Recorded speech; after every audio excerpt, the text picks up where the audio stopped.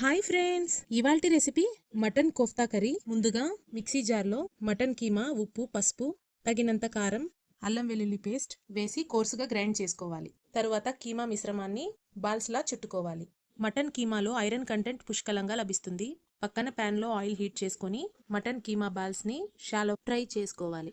నిజం నిప్పు లాంటిది, అబద్ధం దొంగ లాంటిది. అందుకే అబద్ధాన్ని దహించి వేస్తుంది.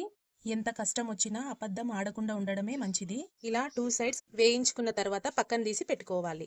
తరువాత అదే ఆయిల్లో సన్నగా తరిగి పెట్టుకున్న ఉల్లిపాయ ముక్కల్ని వేసి వేయించుకోవాలి.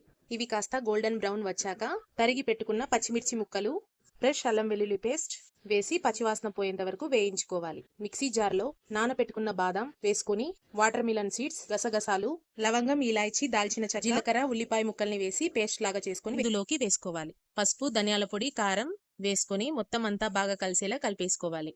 సన్నగా తరిగి పెట్టుకున్న టమోటో ముక్కల్ని వేసుకోవాలి.